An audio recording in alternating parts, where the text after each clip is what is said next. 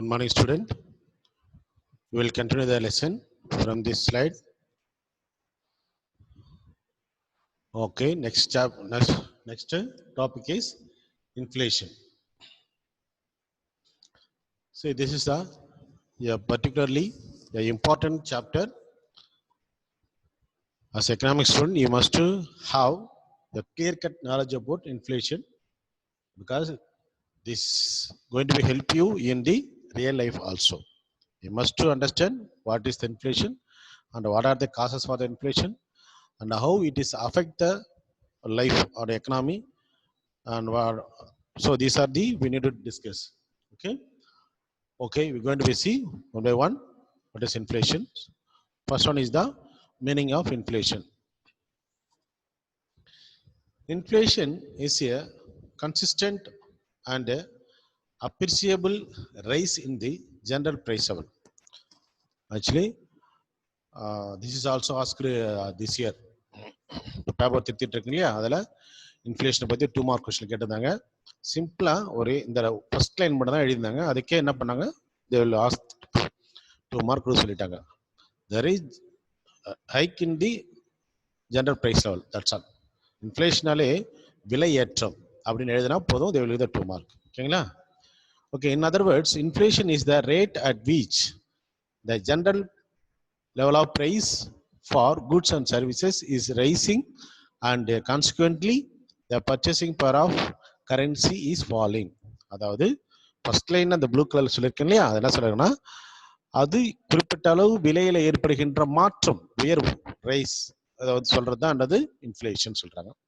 இரண்டாவது என்ன சொல்றாங்கன்னா, கிரீன் கலர்ல அந்த லெட்டர்ஸ்ல இன்ஃப்ளேஷன்ன்றது எந்த அளவுக்கு பொருட்கள் மற்றும் பணிகளுடைய விலை ஏறுக்குதுன்னு சொல்றாங்க. அதே நேரத்தில் கான்சிக்வென்ட்லி பணத்தோட கரன்சியோட பர்ச்சேசிங் பவர் எந்த அளவுக்கு குறையுது அப்படின்றதும் இந்த இன்ஃப்ளேஷன் அப்படின்ற மீனிங் கொடுக்குறாங்க.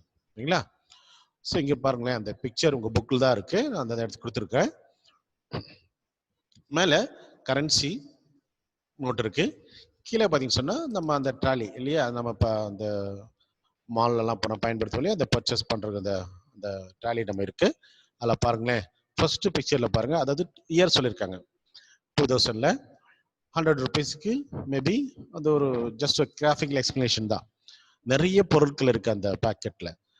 செகண்ட் பாருங்க, 2010ல 10 இயர்ஸ் பேக்ல கொஞ்சம் இதோட கம்பேர் பண்ணும்போது 2000 கம்பேர் பண்ணும்போது 2008ல கொஞ்சம் கம்மியா இருக்கு. பட் 2018ல வாட் இஸ் த கேஸ், ரொம்ப கம்மியாயிடுச்சு இல்லைங்களா? அப்ப என்னாச்சுன்னா பணம் அதே தான், 100 ரூபீஸ் இருக்கு. பட் அதோட பர்ச்சேசிங் பவர் பார்த்தீங்கன்னு சொன்னா கிராஜுவலா ரெடியூஸ் ஆகிட்டே இருக்கு அப்படின்னு சொல்றாங்க. ஸோ இது ஒரு சின்ன explanation to help to explain இந்த இன்ஃப்ளேஷன் பத்தி சொல்றதுக்கு. Next go for the definitions. நீங்க இந்த ரெண்டு டெஃபினேஷன்ல எது வேணாலும் எழுதலாம், they will give the full mark. Definitions கேட்டாங்கன்னா இன்ஃப்ளேஷன், டெஃபினேஷன்ஸ் ஃபார் இன்ஃப்ளேஷன் கேட்டாங்கன்னா you may write any one among the two. ஓகேவா? அது கால்பர்ன் எதுனாலும் சரி, ஜார்ஜ் எதுனாலும் சரி. ஓகேங்களா?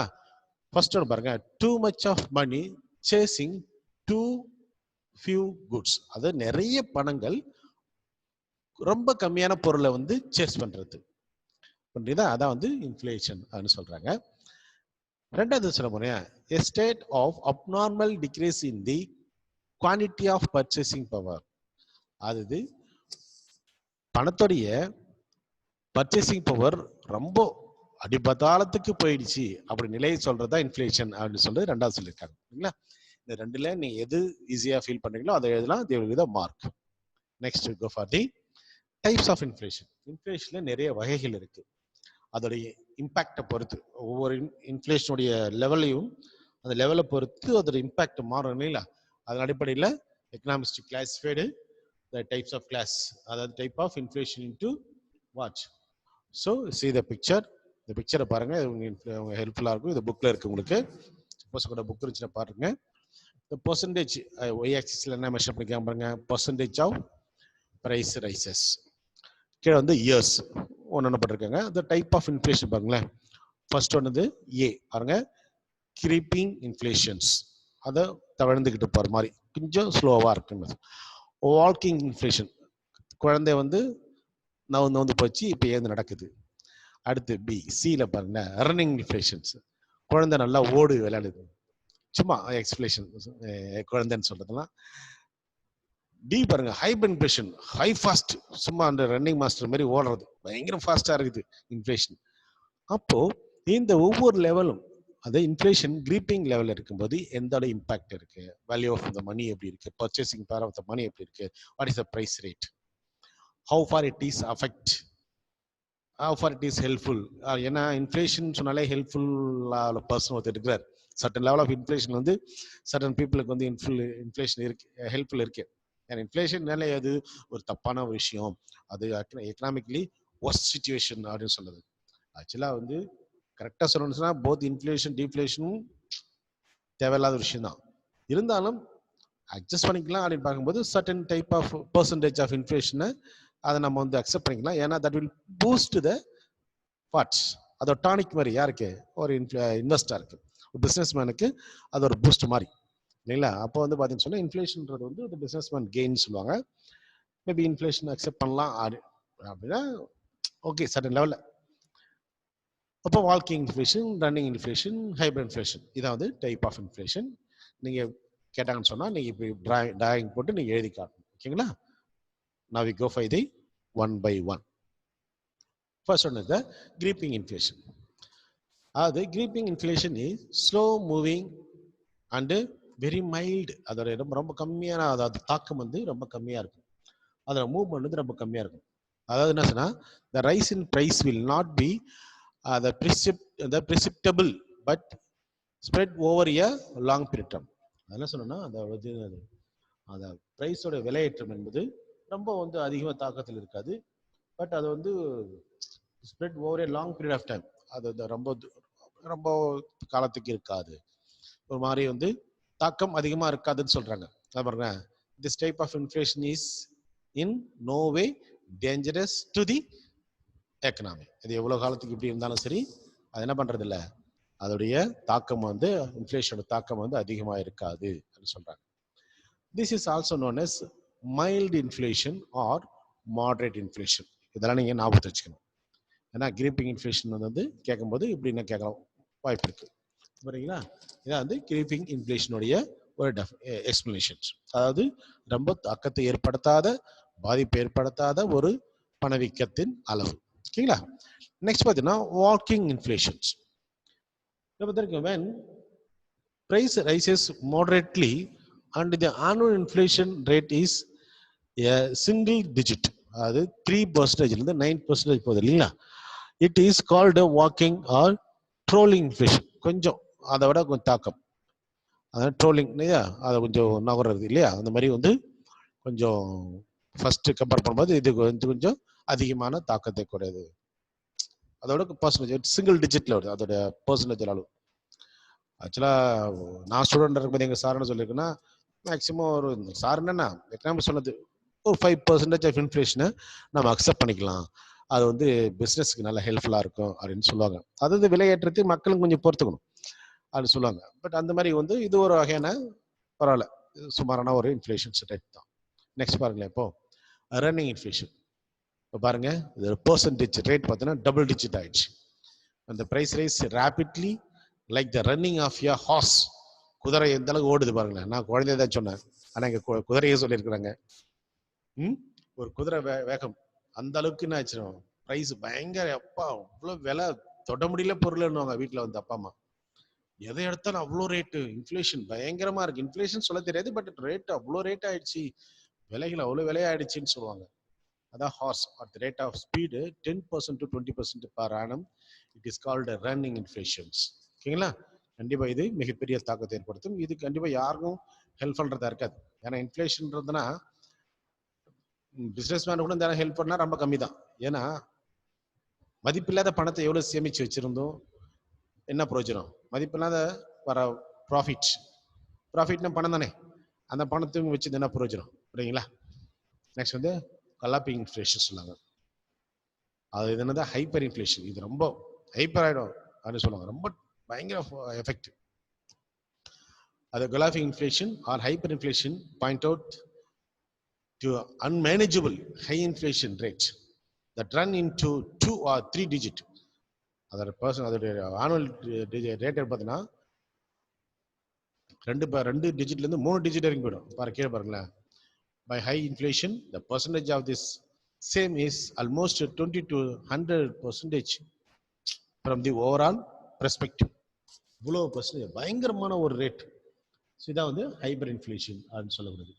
ஆக்சுவலாக இதில் மென்ஷன் பண்ண விஷயம், இந்த ஹைப்பர் இன்ஃப்ளேஷனை எக்ஸ்பீரியன்ஸ் பண்ண நாடு வந்து ஜிம்பாப்வே. பாருங்களேன், the first hyper inflation of the 21st century ஜிம்பாப்வேல தான் இருந்துச்சு. ஆனுவல் இன்ஃப்ளேஷன் அப்படின்னா surged to an unprecedented, அது 3714, அதாவது 3714 இல்லையா percentage at the end of the April 2007. எத்தனை 4 டிஜிட் பாருங்க, இமேஜின் பண்ணுங்க. அவ்வளோ ரேட், எதை தொட்டாலும் சுடும் விலை. அந்த அளவுக்கு ஒரு ஒர்ஸ்டான ஒரு சுச்சுவேஷனாக பண்ணியிருக்காங்க. நாடு கொலாப்ஸ் ஆகிடும், பொருளாதாரம் கம்ப்ளீட்டா கொலாப்ஸ் ஆகிடும். அந்த அளவுக்கு ஒரு இன்ஃப்ளேஷன் தாக்கம் இருந்திருக்கும். Next go for the what other type of inflation தான். So demand pull inflation, demand தேவை அதிகமாகிறதுனால ஏற்படுகின்ற விலையேற்றம். ஆக்சுவலி இதில் பாருங்களேன், அந்த டெஃபினேஷன் கரெக்டாக பொருந்தமாக இருக்கும். Too much of money chasing too few goods, அதிகமான பணம் குறைவான பொருளை என்னது துரத்தி இப்போ துரத்து. உதாரணம் பாருங்களேன், இப்போ ஒரு பொருளோட விலை வந்து நியாயமா வந்து ஒரு கிளையில 10 ரூபான்னு வச்சுங்களேன். 10 ரூபா அப்படின்னா அஃப்கோர்ஸ் அந்த ஒரு 100 பேருக்கு தேவையான பண பொருள் தான் இருக்காங்க. 100 பேரும் நியாயமா 10 ரூபா கொடுத்து அந்த பொருளை வாங்க வராங்கன்னு வச்சுங்களேன். ஆனால் ஒரு பார்ட் ஆஃப் த பீப்புள் என்ன பண்றாங்க, அந்த பொருளுக்கு 20 ரூபா கொடுக்க தயாராகிறாங்க. அப்ப என்னாச்சு, ஆட்டோமேட்டிக்கா செல்லர் என்ன பண்ணுவாரு, பிரைஸ் ஏத்துருவார். புரியுங்களா? அப்போ என்ன பண்ணா, பொருட்கள் அளவு மார்க்கெட்ல கம்மியா இருக்கும், பணம் அதிகமா வந்துச்சுன்னா மார்க்கெட்ல அது மிகப்பெரிய ப்ராப்ளத்தை ஏற்படுத்தும். ஸோ அது டிமாண்ட் புல், அதாவது தேவையால ஏற்படுகின்ற விலையேற்றம். பாருங்களேன், demand pull versus cost push inflation சொல்லுவாங்க. அதாவது ஃபர்ஸ்ட் பாருங்களேன், டிமாண்ட் தேவையெல்லாம் ஏற்படுகின்ற what inflation. Demand and supply play a crucial role in deciding the inflation level in the society at all point of time. ஓகேங்களா? எல்லா நேரத்திலையும் ஒரு சமுதாயத்தில் தேவை அளிப்பு என்பது வந்து விலையில மிகப்பெரிய மாற்றத்தை ஏற்படுத்தும். இதுக்கு நான் சும்மா விஷயம் சொல்லுவேன், அது அந்த அளவுக்கு சூட்டபிளான்றல கண்டிப்பாக ஒரு எக்ஸாம்பிள் சொல்லலாம். இப்போ நீங்கள் எல்லாமே ஃபெஸ்டிவல் டைமில், திருவிழா டைமில் கடைக்கு போவீங்க. பாய்ஸ் வந்து என்ன பண்ணுவான், அஃப்கோர்ஸ் வச்சுக்கூடாது, பஜ்ஜி போண்டா பார்ப்போம் பாய்ஸ் தான். கேர்ள்ஸ் என்ன பண்ணுவாங்க, அப்படியே நல்லா அழகா மல்லிகைப்பூ விற்கிது கம்ம கம்மன்னு சொல்லிட்டு அம்மாட்ட போனோடனே அம்மா ஒரு அந்த ஃபெஸ்டிவல் ஸ்டார்ட் பண்ண நேரத்தில் போயிட்டான்னு வச்சுக்கோங்க, ரைட், நல்லா ஒரு முழம் மல்லிகைப்பூ வந்து 50 ரூபா, குறையவே மாட்டேன் போங்கன்னு சொல்லுவாங்க. சரி, என்ன பண்ணாங்க, அப்போ the person who is able to buy, முடிஞ்சவங்க வாங்குவாங்க, முடியாதவங்க அப்படின்ட்டு போயிடுவாங்க. பஜ்ஜி கடை போனாமால ஒரு பஜ்ஜி 10 ரூபா, வாய்ப்பே இல்லை, சுட சுட சாப்பிடணும். அஃப்கோர்ஸ் இது ஒரு சிச்சுவேஷன். மக்கள் தேவையா இருக்குது, நிறைய பேர் வருவாங்க, அப்போ விலையை திப்பாங்க வச்சுங்களேன். திருவிழா முடியிற நேரம், முடிய போகுது, எல்லாம் வீட்டுக்கு போயிடுச்சு. இன்னும் மல்லிகைப்பூ கொஞ்சம் விற்காம இருக்குது, பஜ்ஜி கொஞ்சம் அப்படி கொஞ்சம் சொச்சம் இருக்குது வச்சுங்களேன். இப்போ போய் நம்மளால பஜ்ஜி கேட்கறான், எடுத்துக்கப்பா 3 பஜ்ஜி 10 ரூபா, இல்லை 5 பஜ்ஜி 10 ரூபான்னு சொல்லுவான். ஏன்னா அப்போ டிமாண்டு கிடையாது, அப்போ விலையை குறைச்சி தான் விற்கணும். சப்ளை இருக்குது இல்லையா, வித்து தானே போகணும், எடுத்து போனால் waste. So likewise flower, jasmine கேட்குறாங்க, மல்லிகைப்பூ கேட்குறாங்க, போயிட்டு ஒரு முழம் எடுத்துக்குமா, 10 ரூபா கூட எடுத்துக்குமான்னு சொல்லுவாங்க. அப்போ இந்த டிஃப்ரெண்ட் என்ன ஒரு ப்ளோட் சேஞ்சஸ், ஏன்னா டிமாண்ட் இல்லை. அப்போ சப்ளை டிமாண்ட் ரெண்டுமே ஒரு பொருளை விலையை நிர்ணயிக்கிற மிக முக்கியமான விஷயங்கள் இருக்கு இல்ல.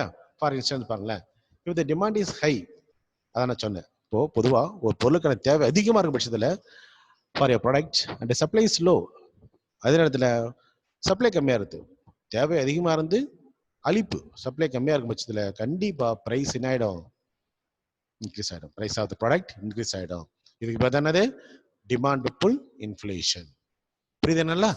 நெக்ஸ்ட் அடுத்து காஸ்ட் புஷ் இன்ஃப்ளேஷன். காஸ்ட் புஷ்ன்னு சொன்னா அது ஒரு பொருள் உற்பத்தி பண்றதுக்கான செலவு ஒன்று இருக்கு இல்லையா, அந்த செலவு அதிகமாச்சு சொன்னா அந்த செலவு என்ன பண்ண, ஒரு பொருள் மேல விலையில தான் நம்ம காட்டினே ஆகணும். அதாங்க சொல்றாங்க. இங்க பாருங்க, when the cost of raw material and other inputs rises, inflation results. அப்படின்னா அர்த்தம், ஒரு பொருள் உற்பத்தி செய்வதற்கு தேவையான ரா மெட்டீரியலோ அது இன்புட்டோடைய விலை அதிகமாயிடுச்சுன்னு சொன்னா அப்போ காஸ்ட் ஆஃப் ப்ரொடக்ஷன் அதிகமாயிடும், அப்போ இன்ஃப்ளேஷன் ஆட்டோமேட்டிக்கா வந்துடும். ஸோ இன்க்ரீஸ் இன் வேஜஸ் என்ன பண்ணும், increase in wages paid to labor also leads to inflation. இதுவும் இன்புட்டுடைய காஸ்ட் தானே, லேபர் வேஜஸ் கொடுக்குறதும், சரிங்களா? அப்போ இது ஒரு வகையான இன்ஃப்ளேஷன். அது பேரு காஸ்ட் புஷ். அதாவது ஒரு பொருளை உற்பத்தி செய்வதற்காகின்ற செலவு அதிகமாகும் பொழுது அதுவும் இன்ஃப்ளேஷன் ஏற்படுத்தும்.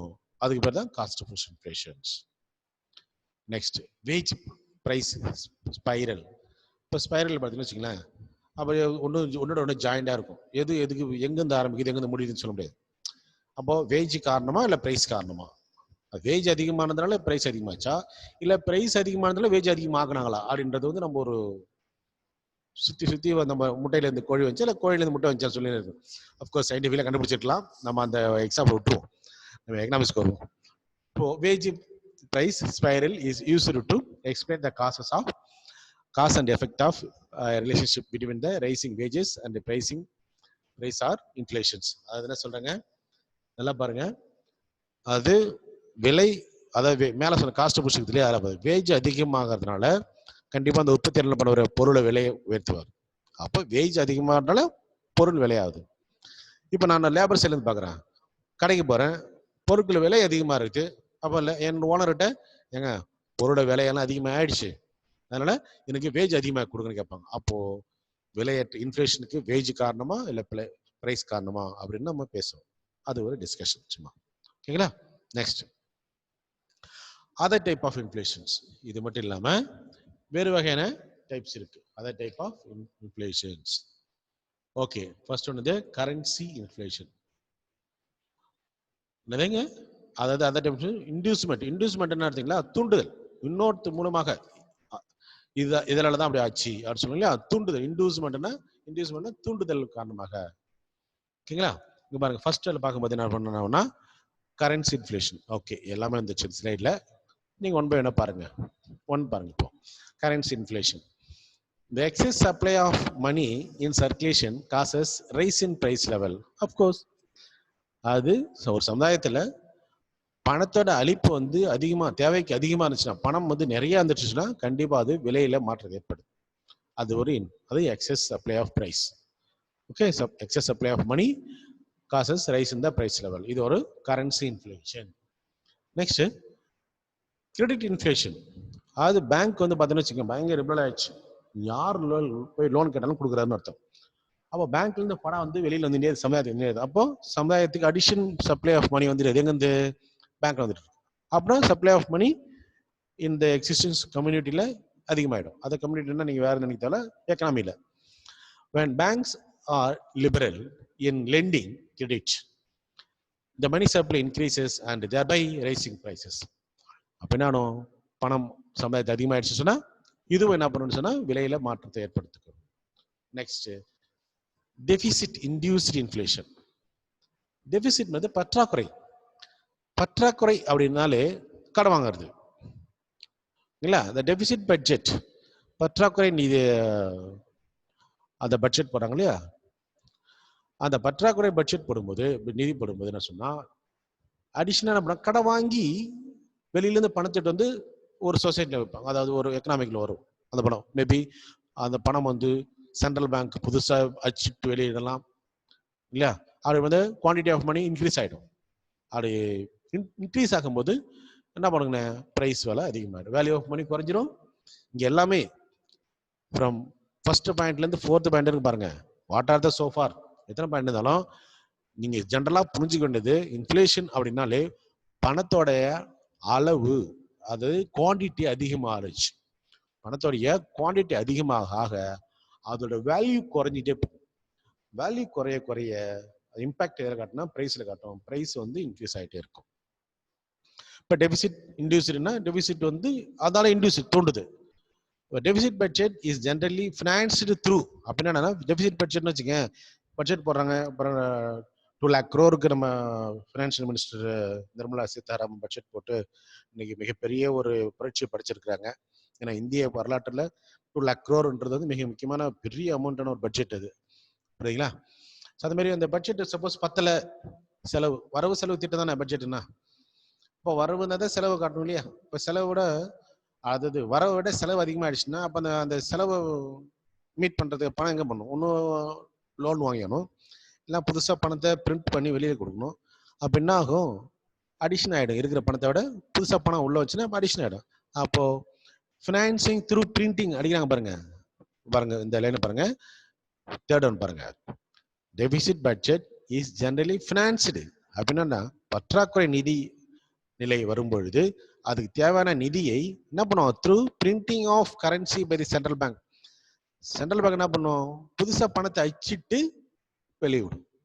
ஸோ அப்படி வர்றதுனால புதுசா பணம் வெளியே வந்தா மட்டும் போதாது, அந்த பணம் மேலும் பணத்தை உருவாக்குற அளவுக்கு இருக்கணும். அந்த பணம் வந்து அதுக்கான என்ன இருக்கணுங்க, சப்ளை இருக்கணும், பொருட்களுடைய அளவு இருக்கணும், அந்த பணத்தை தாங்கக்கூடிய அளவுக்கு சக்தி இருக்கணும் மார்க்கெட்டுக்கு. மார்க்கெட் சக்தியை விட மார்க்கெட்டுடைய அந்த கெப்பாசிட்டியை விட பணத்தோட அளவு அதிகமாகும் போது வேற வழியே இல்லாம பணத்தோட வேல்யூ குறையும், பிரைஸ் இன்க்ரீஸ் ஆகும். இது ஒரு வகையான inflation. Next profit induced inflation. Of course profit வந்து அது ஒவ்வொரு உற்பத்தியாளருக்கும் ஒரு எய்ம் என்ன? ப்ராஃபிட் வரணுன்றது தான் இல்லையா? அதெல்லாம் பண்ண வர்றாரு ஹையர் பிரைஸ், அதிகமான பிரைஸை நினைப்பாரு. அப்போ என்ன பண்ணுவோம்? இது ஒரு வகையான இன்ஃப்ளேஷன் ஆகிடும் இல்லைங்களா? அதான் when the firm aim at higher profit they fix the price with a higher margin. இப்போ மார்ஜின் என்ன அதிகமான விலை வச்சுப்பாரு, ஏன்னா அவருடைய ப்ராஃபிட் எய்ம் அடைன்றதுக்காக. So price goes up, price என்ன ஆகணும்? அதிகமாக விலை உயர்ந்துடும். இது ஒரு வகையான இன்ஃப்ளேஷன்ஸ். ஓகேங்களா? நெக்ஸ்ட் பார்த்தீங்கன்னு சொன்னா ஸ்கார்சிட்டி இன்டியூஸ்டு டெபிசிட் இன்டியூஸ்டு பார்த்தோம், ப்ராஃபிட் இன்டியூஸ்டு பார்த்தோம். அடுத்து என்ன பார்ப்போம்? ஸ்கார்சிட்டி பற்றாக்குறை. Scarcity of goods happen either due to fall in production, farm goods, அது agriculture goods, or due to hoarding and block marketing. This also pushes up the prices. அதெல்லாம் சொன்னோம்னா இப்போ பார்த்தீங்கன்னா சமீபத்தில் வெங்காய விலை தொட்டலே கரண்ட் அடிச்சிச்சு, தக்காளி விலை எப்படி தான் இருந்துச்சு, தொட்டலே கரண்ட் அடிச்சிச்சு. என்ன அர்த்தம்னா பதுக்கிக்குவாங்க. ஒன்று இயற்கையாகவே அந்த பொருட்களுடைய உற்பத்தி இல்லாமல் போகும், அதனால அந்த பொருட்களை விலை ஏற்படும். ஓகேங்களா? இல்லைன்னா செயற்கையாக அந்த பொருள்களை பற்றாக்குறை ஏற்படுத்துது. நம்ம மோனோபொலியில் இந்த விஷயம் முற்றுரிமை போட்டி நிறுவனத்தில் அதை மோனோபொலி என்ற மார்க்கெட் சிச்சுவேஷனில் இது ஏற்படும். ஏன்னா தனி முதலாளி என்ன பண்ணுவார்? அவர் அளிப்பை குறைச்சி விலை அதிகமாக்கி ப்ராஃபிட் நிறைய ஏர்ன் பண்ணுவார். அந்த மாதிரி என்ன பண்ணுவாங்க? பொருட்களை பதுக்கி வச்சுக்கோங்க, பிளாக் மார்க்கெட் பண்ணி வச்சுக்கோங்க. அவன் பதுக்கி வச்சுக்கும் போது என்ன பண்ணாங்க? தேவை அதிகமாக ஏற்படும். மக்கள் அத்தியாவசிய பொருட்கள் உதாரணமாக ஆனியன் பண்ணுற பொருட்கள் அத்தியாவசிய பொருட்கள் இல்லையா? அந்த தக்காளி வெங்காயம் அந்த விஷயங்கள்லாம் நம்ம அத்தியாவசிய பொருட்களுடைய அளிப்பை குறைக்கும் போது செயற்கையாக அதோட தேவையை குறைச்சி அளிப்பை குறைச்சி மக்கள்கிட்ட தேவையை ஏற்படுத்தி அது மூலமா என்ன பண்ணாங்க? People ready to buy whatever it is. எவ்வளோ பிரைஸ் இருந்தாலும் பரவாயில்ல வாங்கணும். இப்போ 20 ரூபா 150 ரூபா 300 ரூபாய் 200 ரூபா வெங்காயம் வாங்கினாங்க, அவ்வளோ வாங்கினாங்க, மக்கள் வாங்கினாங்க. புரியுதுங்களா? இன்னைக்கு ஒரு கிலோ வந்து 20 ரூபா 30 ரூபாய்க்கலாம், பட் அன்னைக்கு ஸோ அந்த மாதிரி எப்படின்னா மக்கள் வாங்கி தானே ஆகணும். அப்போ மக்கள் இருந்து மேக்சிமம் இங்கே பார்த்தா அந்த கன்சியூமர் சர்ப்ளஸ்ன்றது கம்ப்ளீட்டாக ஜீரோ மைனஸில் போயிடும். இந்த இன்ஃப்ளேஷன் அதிகமாக ஸோ இந்த மாதிரி ஒரு ஸ்கார்சிட்டியால் ஏற்பட்ட இன்ஃப்ளேஷன் வந்து வெனிசுலாவில் 2018 ஏற்பட்டிருக்கு. அது ஒரு எக்ஸாம்பிளா கொடுத்துருக்காங்க பாருங்க. Next tax induced inflation. வரி அதிகமாக போட்டு அவற்றின் மூலமா மக்கள்கிட்ட எக்ஸஸா இருக்கிற பணத்தை பூரா எடுத்துட வேண்டியது. எடுத்துட்டாங்கன்னா வாட் வில் ஹேப்பன்? ஸோ அது அவற்றின் மூலியமாகவும் என்ன பண்ணுவோம்? பிரைஸ் அதிகமாகும். உதாரணமாக பெட்ரோல் உலகத்தில் இந்தியாவை பொறுத்த வரைக்கும் நான் சொல்றதுல நீங்களே தெரியுங்களா, உலகத்திலே இந்தியாவில் தான் பெட்ரோல் விலை அதிகமாக வித்துட்டு இருக்கு அப்படின்னு நிறைய விஷயங்கள் நம்ம பார்க்குறோம். இன்னைக்கு increase in indirect taxes like excise duty தான் ஞாபகம் வருது. நம்ம இன்னைக்கு மது பிரியர்கள் கூட நம்ம பாண்டிச்சேரியில் இன்னைக்கு என்ன பண்றாங்க? ஆல்கஹால் கஸ்டம்ஸ் டியூட்டி வந்து எக்ஸஸ் டியூட்டி அதிகமாகிடுச்சு. அது மாதிரி வந்து மதுப்பிரிகள் ரொம்ப சேடாக ஃபீல் பண்ணுறாங்க. ஏன்னா price of the alcohol increase ஆகிறதுன்னு சொல்லிட்டு ஓகேங்களா. நியூஸ் பேப்பர்லாம் பார்த்துருக்கலாம், செய்தியெல்லாம் பார்த்துருக்கலாம். நிறைய கமெண்ட்ஸ் வந்துட்டு இருக்கு. ஸோ அந்த டைரக்டா இன்டைரக்டா அது மக்களுடைய அத்தியாவசிய பொருட்கள்ல இல்ல, அப்போ பெட்ரோல் அத்தியாவசிய பொருட்கள் தானே. பெட்ரோல் டீசல் எல்லாம் பார்த்தீங்கன்னு சொன்னா அதை வந்து நம்ம அத்தியாவசிய பொருட்கள்னு சொல்லணும். ஏன்னா options of community transport system என்ன சொல்றேன் புரியுதா? பஸ்ஸால ஓடலன்னு சொல்றேன். அதான் சொசைட்டி டிரான்ஸ்போர்ட் சிஸ்டம் இல்லை கம்யூனிட்டி டிரான்ஸ்போர்ட் சிஸ்டம் சொல்லுவாங்க. அதை அது இல்லாம தானே என்ன பண்ணோம், பர்டிகுலராக வெஹிக்கிள் வச்சிருக்கணும், எல்லாம் வேலைக்கு போகணும். பெட்ரோலான இன்னைக்கு வந்து 72-73 ருபீஸ் மேலே வித்துட்டு இருக்கு. Diesel like that. டீசல் அப்படி சரியா வேலை அதிகமாச்சுன்னா இம்பார்ட்டன்ட் குட்ஸ் எல்லாம் டிரான்ஸ்போர்ட்டிங் ப்ராப்பர் ஆகாது, ரா மெட்டீரியல்லாம் இண்டஸ்ட்ரியில் சேராது, விஷயம் இருக்குங்களா. So increasing indirect taxes like excise duty, custom duty and sales tax may leads to rise the price. Of course this is also called taxflation. Inflation என்ன சொல்றாங்க? டாக்ஸ்ஃபிளேஷன். இதெல்லாம் ஹைலைட் பண்ணி வச்சுக்கோங்க. இந்த மாதிரி டேர்ம்ஸ் எல்லாம் நீங்க கொஸ்டின்ல கேட்க வாய்ப்பு இருக்கு. ஓகே, நெக்ஸ்ட் பார்த்தீங்கன்னு சொன்னா நெக்ஸ்ட் காசஸ் ஆஃப் இன்ஃப்ளேஷன். அதான் நம்ம இது வரைக்கும் நம்ம என்ன பண்ணோம், டைப்ஸ் ஆஃப் இன்ஃப்ளேஷன் பார்த்தீங்களா. அடுத்து நம்ம காசஸ் ஆஃப் இன்ஃப்ளேஷன். ஓகே, இந்த காஸ்ட் ஆஃப் இன்ஃப்ளேஷனை நம்ம கண்டினியூ பண்ணுவோம். ஓகே, இன்ஃப்ளேஷன்ல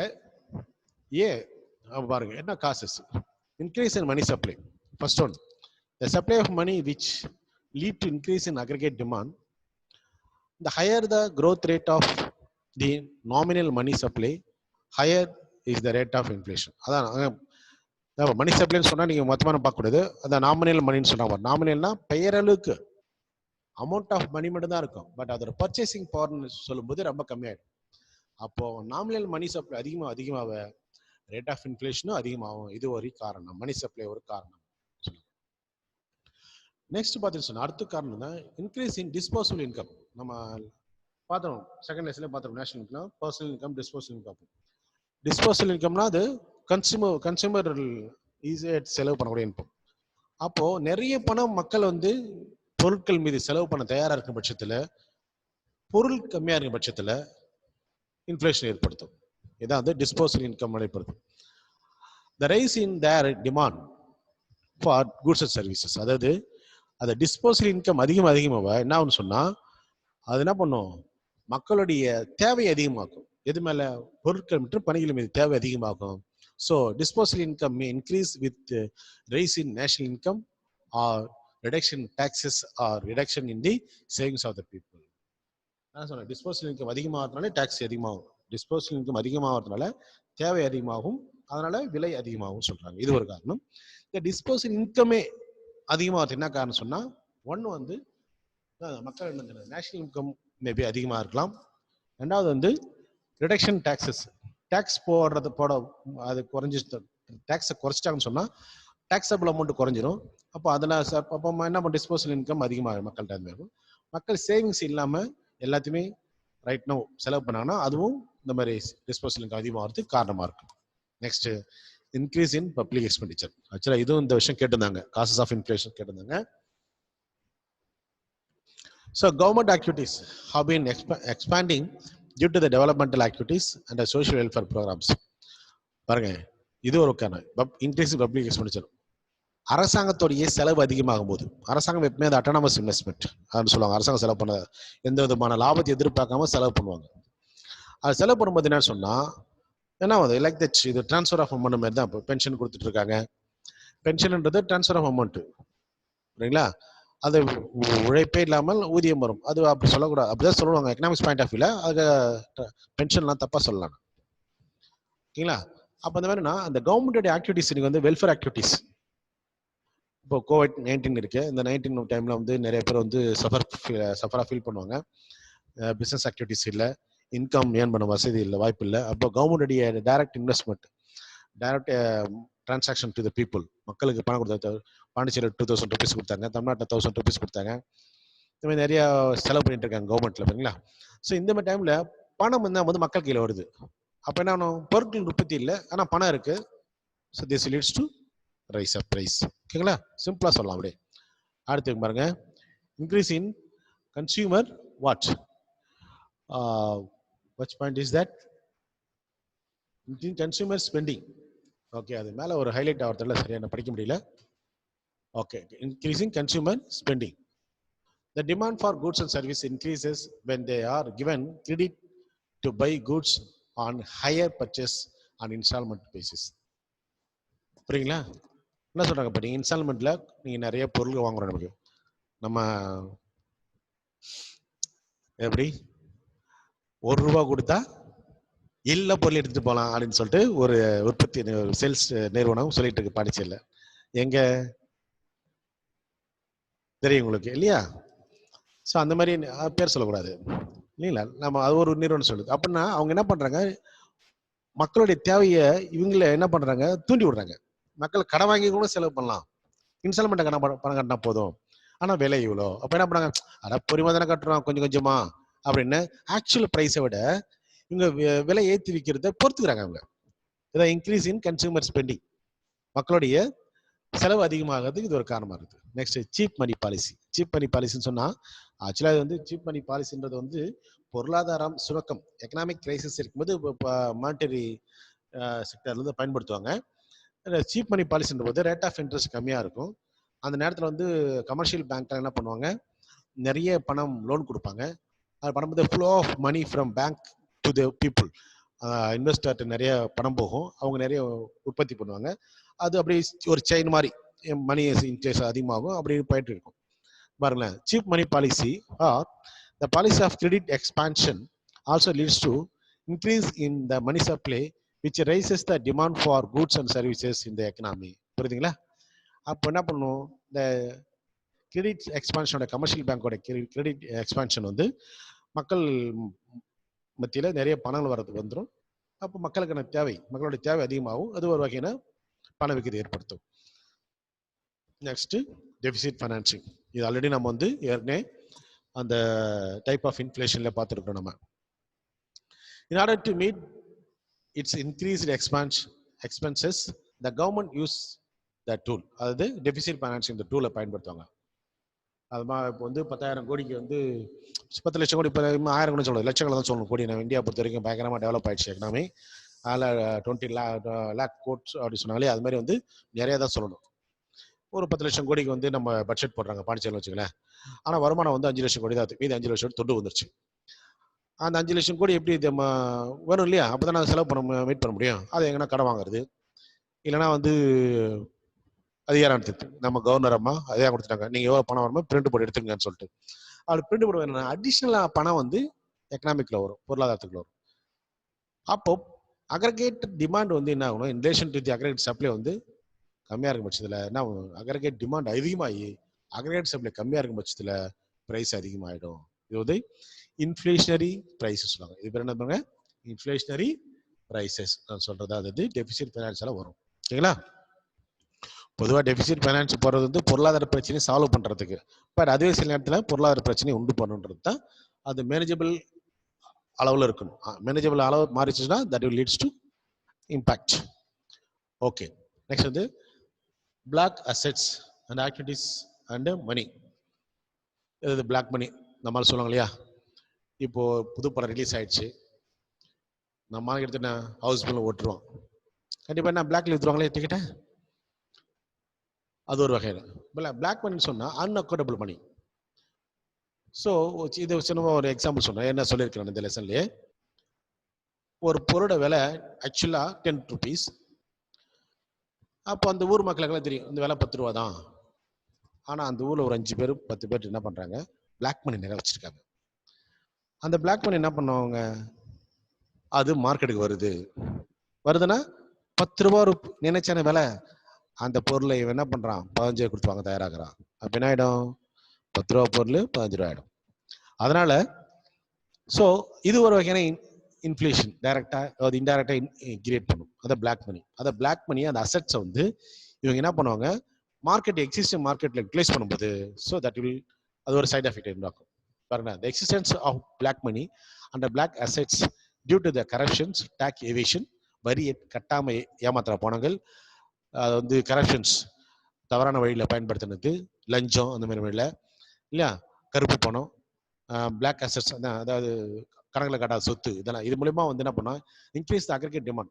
அவங்களுக்கு வந்து ஒட்டுமொத்தமாக தேவை அதிகமாகும், அவங்களுடைய தேவை அதிகமாகும், பணம் ready to spend more money.